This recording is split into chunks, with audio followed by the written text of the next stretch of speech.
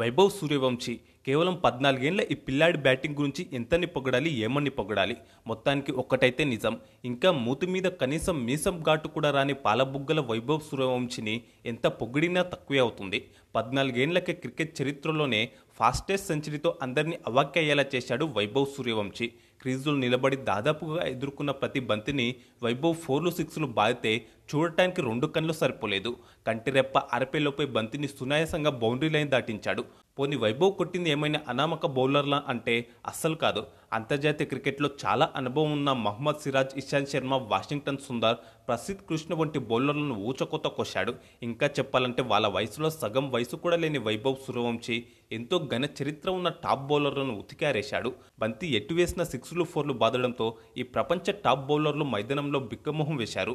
వైభవ్ ఎదుర్కొన్న 38 బంతుల్లో ఏకంగా 18 బౌండరీలు, అంటే సగం బంతులు బౌండరీలే ఉన్నాయంటేనే అతని విధ్వంసం ఏ స్థాయిలో సాగిందో అర్థం చేసుకోవచ్చు.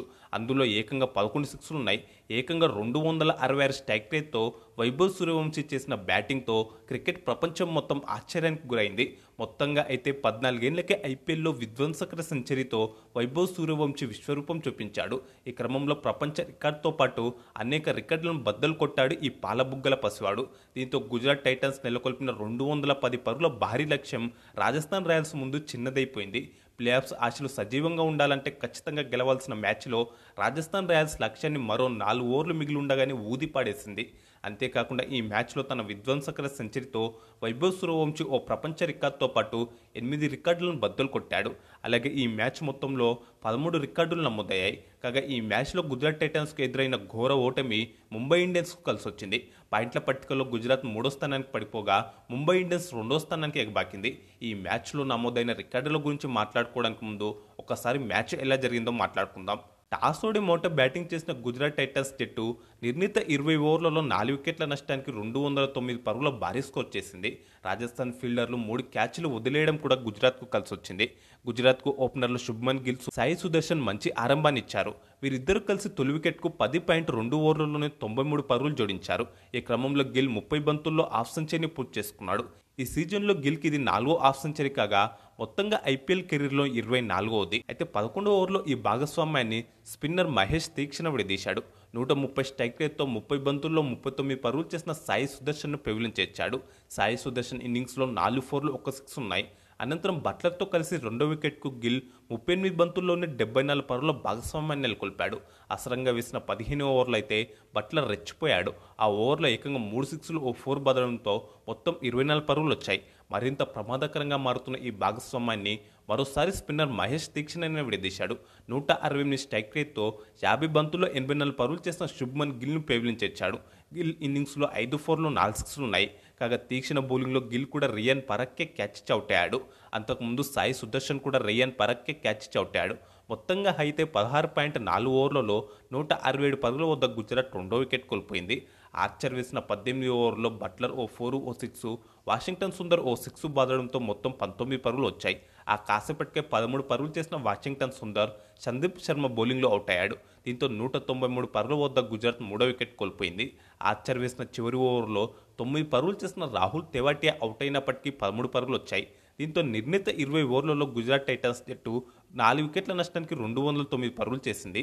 26 బంతుల్లోనే 192 స్ట్రైక్ రేట్తో 50 పరుగులు చేసిన బట్లర్ 2 బంతుల్లో 5 పరుగులు చేసిన షారుఖ్ ఖాన్ నాటౌట్గా నిలిచారు. ఐపీఎల్లో బట్లర్కి ఇది 23వ హాఫ్ సెంచరీ. అనంతరం 210 పరుగుల భారీ లక్ష్యంతో బరిలోకి దిగిన రాజస్థాన్ రాయల్స్కు ఓపెనర్లు వైభవ్ సూర్యవంశీ, యశస్వి జైస్వాల్ అదిరిపోయే ఆరంభాన్ని ఇచ్చారు. ఇద్దరు కలిసి తొలి వికెట్కు 11.5 ఓవర్లలోనే ఏకంగా 166 పరుగులు జోడించారు. సిరాజ్ వేసిన మొదటి ఓవర్లోనే వైభవ్ సూర్యవంశీ ఓ 6 బాదాడు.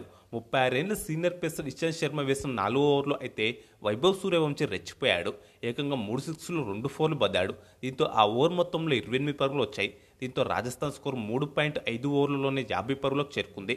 వాషింగ్టన్ సుందర్ వేసిన 5వ ఓవర్లోనూ వైభవ్ 2 6లు ఓ 4 బాదాడు. ఆ ఓవర్లో యశస్వి జైస్వాల్ కూడా ఓ 4 బాదాడు. దీంతో మొత్తంగా ఆ ఓవర్లో 21 పరుగులు వచ్చాయి.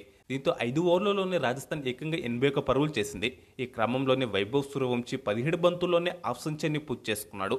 ఆ తర్వాత ప్రసిద్ధ్ కృష్ణ వేసిన 6వ ఓవర్, రషీద్ ఖాన్ వేసిన 7వ ఓవర్లో కలిపి 10 పరుగులు వచ్చాయి. కానీ ప్రసిద్ధ్ కృష్ణ వేసిన 8వ ఓవర్లో జైస్వాల్ 2 4లు వైభవ్ ఓ 6 బాదడంతో మొత్తం 17 పరుగులు వచ్చాయి. ఇక అరంగేట్ర బౌల్లో కరీం జనత్ వేసిన 10వ ఓవర్లో అయితే వైభవ్ సూర్యవంశీ విశ్వరూపం చూపించాడు. ఆ ఓవర్లో ఏకంగా 3 4లు 3 6లు బాది మొత్తం 30 పరుగులు రాబట్టాడు. రషీద్ ఖాన్ వేసిన ఆ తర్వాతి ఓవర్లో 6 బాది కేవలం 35 బంతుల్లోనే సెంచరీని పూర్తి చేసుకున్నాడు వైభవ్ సూర్యవంశీ. దీంతో రాజస్థాన్ స్కోర్ 11 ఓవర్లకే 155 పరుగులకు చేరుకుంది. ఈ క్రమంలోనే మరో ఓపెనర్ యశస్వి జైస్వాల్ కూడా 31 బంతుల్లోనే హాఫ్ సెంచరీని పూర్తి చేసుకున్నాడు. ఐపీఎల్లో జైస్వాల్కి ఇది 13వ హాఫ్ సెంచరీ. అయితే ఎట్టకేలకు ప్రసిద్ధ్ కృష్ణ వేసిన 12వ ఓవర్లో వైభవ్ సూర్యవంశీ అవుట్ అయ్యాడు. ఆ ఓవర్లో క్లీన్ బౌల్డ్ అయ్యాడు. దీంతో 11.5 ఓవర్లలో 166 పరుగుల వద్ద రాజస్థాన్ రాయల్స్ తొలి వికెట్ కోల్పోయింది. మొత్తంగా 38 బంతులు ఎదుర్కొన్న వైభవ్ సూర్యవంశీ 265 స్ట్రైక్ రేట్తో 101 పరుగులు చేశాడు. అతని ఇన్నింగ్స్లో ఏకంగా 11 సిక్స్లు 7 ఫోర్లు ఉన్నాయి. ఆ వెంటనే నితీష్ రాణా 4 పరుగులు మాత్రమే చేసి రషీద్ ఖాన్ బౌలింగ్లో అవుట్ అయ్యాడు. కానీ అప్పటికే రాజస్థాన్ విజయం ఖరారైపోయింది. ఆ తర్వాత యశస్వి జైస్వాల్ కెప్టెన్ రియాంగ్ పరాగ్ కలిసి మిగతా పనిని పూర్తి చేశారు. దీంతో 15.5 ఓవర్లలోనే 2 వికెట్లు మాత్రమే కోల్పోయి 212 పరుగులు చేసిన రాజస్థాన్ రాయల్స్ జట్టు గుజరాత్ టైటన్స్పై 8 వికెట్ల తేడాతో ఘన విజయం సాధించింది. 175 స్ట్రైక్ రేట్తో 40 బంతుల్లో 70 పరుగులు చేసిన యశస్వి జైస్వాల్ 213 స్ట్రైక్ రేట్తో 15 బంతుల్లోనే 32 పరుగులు చేసిన రియాన్ పరాగ్ నాటౌట్గా నిలిచారు. జైస్వాల్ ఇన్నింగ్స్లో 9 ఫోర్లు 2 సిక్స్లు ఉండగా పరాగ్ ఇన్నింగ్స్లో 2 ఫోర్లు 2 సిక్స్లు ఉన్నాయి.